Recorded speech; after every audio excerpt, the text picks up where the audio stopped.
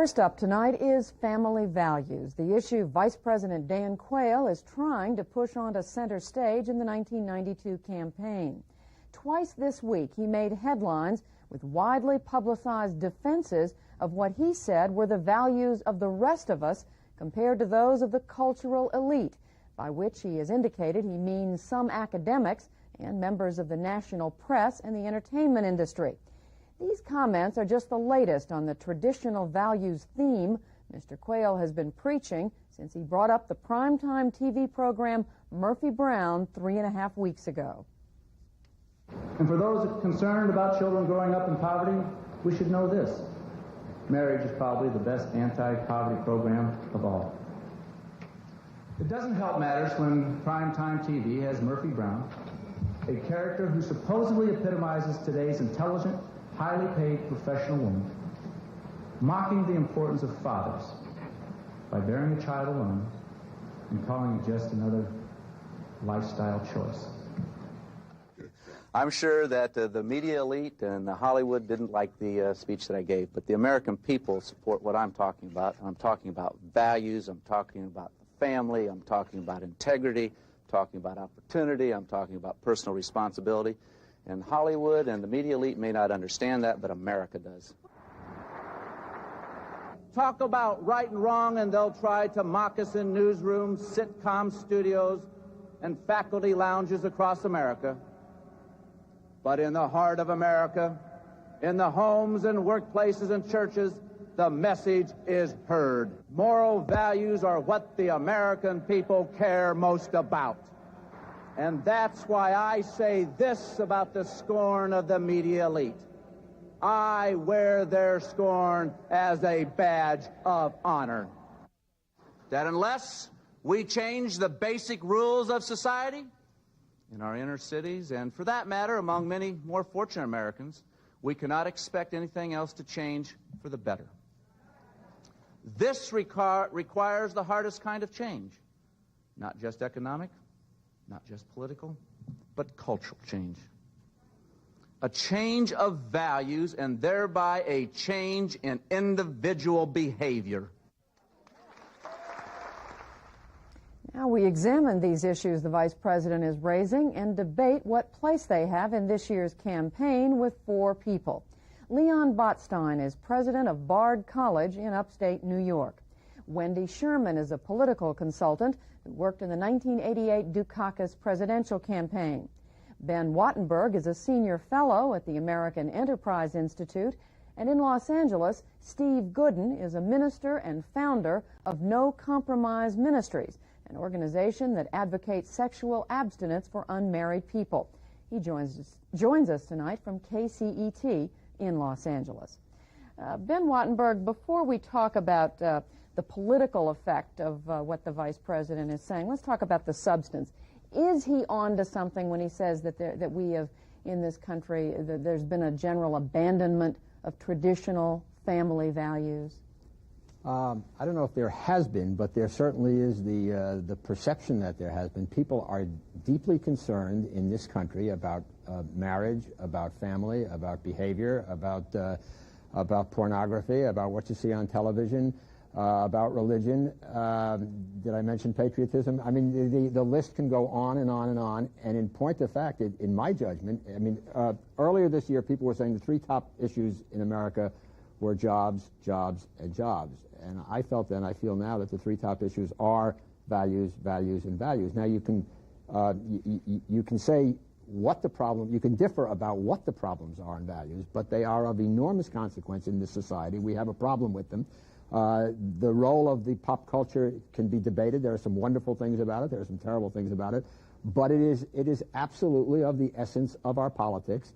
And for the Vice President to bring it up, in my judgment, is not only good politics, it's good politics because it's of great importance. Okay, well, I want to get into the politics in just a minute, but first let's talk, as I say, about what he's saying. Steve Gooden, you don't have any disagreement, I'm assuming, with the thrust of the Vice President's charge, that this is what's been happening in our culture. No, Judy, I perfectly agree with the Vice President. I do feel, however, that the administration waited far too late and perhaps it can be viewed as political posturing in an election year. However, the points that Vice President Dan Quayle brings up are valid points, and I think that we should probably forget about referring to those points as rhetoric, and let's refer to them as observations of the further decline of the American society. Recently, as you know, we had the great show here in Los Angeles of the riots, and that is something that Hollywood could never reproduce. And that truly reflects, I think, the decadence, the decline of values in the inner cities. To see in our own inner cities mothers with their children, fathers with their children, brothers and sisters looting in stores just because they had a differing opinion with the verdict, says to me something about values in the inner city. We need to restore values, and I think that we need to support Vice President Dan Quayle, as unconvincingly as he may sound in his rhetoric, as you say. Well, Leon Botstein get back to the point. The question we originally asked: is the Vice President onto something here? Well, I think the President and Vice President are onto something that's cynical. That is to say, we have a very short memory. There's always been a debate about values. There's been lawlessness in the frontier. There's been prostitution, prohibition. There have been issues that are a conflict between people who would like people to behave differently from what they really behave and people who want the culture somehow to be better than it really is. This values argument is really a smokescreen for avoiding real discussion of how really people live, issues of inequality, conditions in which people can or cannot cultivate real values. It's also the worst and most cynical use of the fear of democracy. Instead of talking about issues, which values, which cultural elite supports which idea, it's making people scared of people who have education, people who have some kind of view or some kind of training that they don't have. But you don't buy his basic argument, the basic argument that he's making, that we've moved away from what he calls traditional family values. No, I do think that's a smokescreen. I think the historians will show that there has been perhaps a shifting debate about which values, but that the illusion that somehow we're on a decline is, I think, something that's politically useful but not factual. Wendy Sherman, where do you come down on this? Well, I think there's no doubt that presidential politics comes down to a discussion of values. But I think if anyone is really not talking about traditional values, it is George Bush and Dan Quayle. If we're going to talk about family values, then we should be talking about how to support the family. But this has been the administration that has categorically denied families every support system they need to be healthy, to have a job, to work hard. Families all over this country, and I've been traveling quite a bit lately, are feeling that they've played by the rules, they've worked hard, they try to take any job they can get, and yet when they wake up in the morning and a child is sick, there's no help, there's no family leave, there's no child care, there's no support. So the administration that gave us lots of glitzy cocktail parties and an attitude of, I've got mine, maybe you can get yours, it's a little bit ironic to hear them talking about traditional family values. But and you don't buy the Vice President's point, the basic premise that there's been a moving away from traditional values. Well, I think that if there has been a moving away from traditional values, it's been a moving away by this administration. And I think that the truth in what the Vice President is saying is that values do matter a great deal in presidential politics. But I think that right now what American families are looking for is the value of a job. You know, we had a lot of discussion about flag waving, about Willie Horton in the 1988 campaign. A waving flag is a wonderful thing, and patriotism is a wonderful thing. But workers who no longer fill a factory floor think that that flag, limply waving on the pole on top of that empty factory, isn't such a wonderful thing. There is one really change in the values, and I think that's under the text of what the Vice President is saying, and that is the change in the perception and the role of women. One of the screens of this particular kind of talk of traditional values is the resistance to a real change, a really substantial change in the attitude of Americans. Into the workforce. Into the workforce in different roles in marriage and family. And so what you really have is, in that sense, a real sort of not clear, open attack on the achievements and the positions of feminism. Judy, I think, too, in reference to going back to the point that you initially asked in reference to Vice President Dan Quayle, calling the media mongols in Hollywood a cultural elite group, I think we have to definitely look at something that Mr. Botstein brought up, and that is which values and what values. First of all, America is based on basically Christian Judeo principles, and it has worked. In response to the other lady, I'm sorry I don't recall your name, Wendy, excuse me, Mr. Sherman, in reference to this administration, let's not just talk about this particular Republican administration. Let's talk about years and years of the Democratic influence in the House, the billions of dollars that has been wasted in organizations like Planned Parenthood and other family-based comprehensive programs, where we have seen a rise in teenage pregnancy, we have seen a rise in illegitimate births, we have seen a dysfunctional welfare system.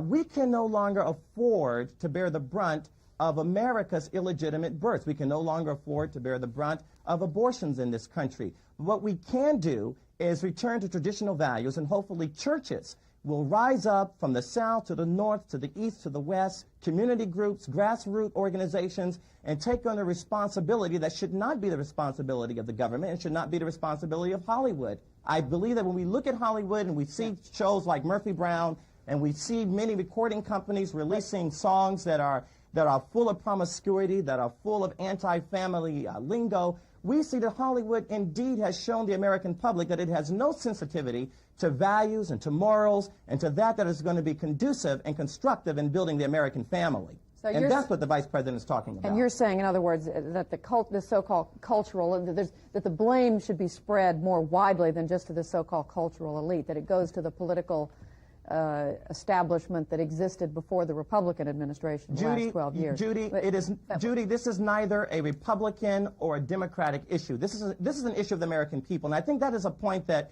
has made Ross Perot very marketable to the American people. This is not about politically posturing ourselves and blaming the Democrats or blaming the Republicans. I think that, again, the point that I want to bring out to you is that the responsibility of restoring morality and values to the American people does not rest on the shoulders of the government. It does not rest on the shoulders of Hollywood. It rests on individuals and families being empowered, not being overtaxed, families having resources. This is the answer to our problem.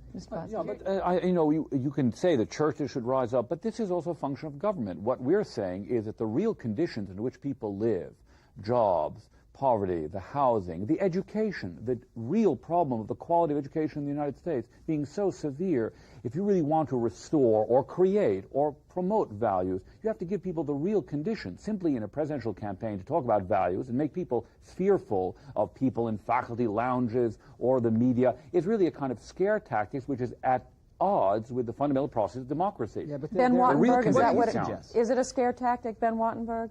I don't think it's a scare tactic. I think the things that Leon Botstein talks about jobs, poverty, and housing, frequently the problems in those areas are frequently driven by values. I mean, the phenomenon of out-of-wedlock birth in the black community and in the white community as well is a very serious issue. The issue of female-headed households is a very, very serious issue. So why not promote education? Excuse me. And in point of fact, the poverty data show very clearly. I don't want to endorse everything Dan Quayle said. I don't agree with Dan Quayle on the matter of abortion, but he is 100% correct that a husband and wife intact family is absolutely the best remedy for poverty in the United States. Everybody who's analyzed that data knows that. So, and Ronald Reagan did not cause, or George Bush did not cause the rise in female-headed households. I'm not suggesting that, but I'm suggesting the government has a role in promoting education, for example, if you want to promote the kind of values you're arguing. We are spending more money on education than we ever have. Those budgets keep That's going your up ill-informed and up. opinion. That's your ill-informed opinion. I mean, that is a parochial academic view you're taking. That's your ill-informed. Money has That's soared. your ill-informed opinion. Quite frankly, I think we are all, as we go off into these intellectual discussions, missing the point of what families have to get up every day and face. And far be it from me to not wish that there were not some men who took a greater role in families and that we didn't have so many single-headed households, but we do. That's a reality for many, many reasons, often because those men have a very difficult time finding a job, sometimes because they are, as others have called them, flyaway fathers. But I think that although marriage is a wonderful institution, one I participate in and believe in, the best anti-poverty program is a job. And people cannot live out the values that are supposedly traditional American values: hard work, fair play, spending your time raising your family, trying to give back to your community. Absolutely, I agree with Steve Gooden. Empowerment, communities having their own strength and their own power, not having to rely on government for everything. You can't do that if you can't buy a bottle of milk and a loaf of bread. You can't do that. I agree with you. You can't do that if I might interject, I agree with you. Why You can't do that. hard? You can't do that if you're not able to buy a bottle of bread. But let me assure you, there have been times that I've not been able to buy a bottle of bread. And there have been times I've had to sleep in my car, believe it or not, since I've moved here in Southern California. But let me tell you something. That did not detract from me morals and values. That did not cause me to go down the street and mug someone. And I think that what we're saying here is that a job is not synonymous with values and morality and decency and absolutes and rights. Why is it so hard to agree on the fact that both economics and culture are important? Absolutely. They are both important, and to simply say, as Wendy's been saying, that it's all economic, or her list is always economic. Sure, there are major economic problems here, and the parties and our politics have to deal with it, and there are major cultural problems. And what has happened on the liberal side of the spectrum for 25 years now is that liberals say, oh no, that's a demagogic issue, that's not fair. You know, this goes back at least to the 1960s, when the Republicans, George Wallace, Barry Goldwater, and a lot of other people came out for law and order, and the Democrats immediately fell into the trap and said, aha, law and order is a code word for racism, as if Democrats were not in favor of law and order. And the Democrats continually and the liberals continually fall into the same trap. They fell into it in 1988 with Willie Horton and the flags and the patriotism and the flag factories. And Bill Clinton, to his credit, in late 1991 was making a powerful case about discipline and responsibility on the cultural side of this welfare issue. But this isn't and I just, hope he sticks to it, because there are signs that he's wavering on that. But this isn't just about, Let again, me I give think... Mr. Botstein a chance, just a Sure. second. Two things. First of all, one's missing 2 points, I think. First of all, we're dealing in the late 20th century with a substantial portion of the population that can't think, can't really read and write, cannot really engage in issues. That the passivity that results from very poor education, let me finish, is simply not to be underestimated. Second, we're missing one of the major points of Dan Quayle's attack. It's not a discussion of values or which values. It is the accusation that there is something called a cultural elite out there. There's some people out there that are really manipulating. And there's a distinction between the workplace and home of Americans and between the faculty lounges and the media moguls. This is a kind of separation. Let me finish. Separation between these two, which I think is actually very pernicious. Mr. Botstein, do you think that the faculty lounges are populated by Joe Sixpack? I didn't hear the question. I think that the most important thing that's going on here, I don't disagree with what Ben says about values being important as well as jobs being important. I think jobs and people wanting to work hard is a very critical kind of value. It's the value of hard work and making it on your own. So jobs are not just some empty vessel. There are jobs out there, and I think that attached to them. Steve, there are jobs out there. Steve, let me finish a minute. When she finishes, but I we'll come to you, think Steve. that the attack on the cultural elite, of which many of us agree exists, is mostly, in Dale Quayle's point of view, not about some kind of intellectual discussion. It's about saying there's us and there's them. It's one more time that Bush and Quayle are doing the politics of division, not the politics of coming together. Mr. Sherman, first of all, thank you, Judy. First of all, I'd just like to say, I wish that we adults can kind of venture from all this political posturing. I'm not going to blame the Democrats, and I'm not going to blame the Republicans. The fact of the matter, if we care about this, the fact of this matter, the fact that, isn't he? yes, he is blaming the cultural elite, but that's not a political party. That is a mindset in America, and that cultural elite is at risk, I might say, or I should say at fault, in this country for perpetuating ideas that definitely support immorality and indecency. We have organizations that have geared themselves to try to bring America back to basic traditional values. Organizations like the American Family Association, headed up by Don Wildman of the Clear TV branch that he has, that tries to make television responsible in the type of programming that it puts out. The average American watches 7.5 hours of television a day. Now, any psychologist will tell you the influence of that type of media bombardment is just enormous. We're going to have to leave.